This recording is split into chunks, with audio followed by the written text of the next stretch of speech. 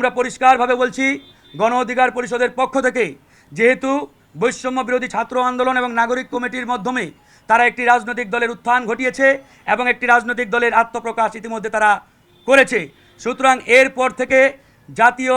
নাগরিক কমিটি কিংবা বৈষম্য বিরোধী প্ল্যাটফর্মের কোনো ব্যক্তি সরকারি কোনো দপ্তর কিংবা সরকারি কোনো সেক্টরে থাকার আর কোনো নৈতিক কিংবা আইনগত অধিকার রাখে না। যারা ইতিমধ্যে নিয়োগ পেয়েছে বা নিয়োগ দেওয়া হয়েছে তাদেরকে অনতি বিলম্বে প্রত্যেকটি সেক্টর এবং প্রত্যেকটি জায়গা থেকে বহিষ্কার করতে হবে, তাদেরকে অব্যাহতি দিতে হবে, অথবা তারা নিজেরাই পদত্যাগ করলে সেটি দেশ ও জাতির জন্য মঙ্গল। তাই সেই জায়গা থেকে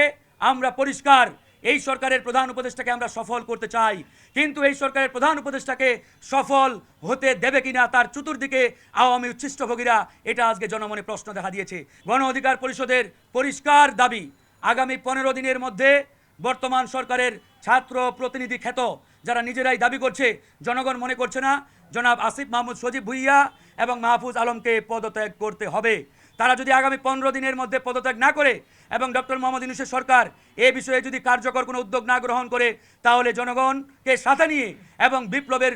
পক্ষের সকল শক্তিকে নিয়ে গণ অধিকার পরিষদ কঠোর কর্মসূচি ঘোষণা করতে বাধ্য হবে। এমনকি আমরা যমুনা ঘেরাওয়েরও কর্মসূচি দেব ইনশাআল্লাহ।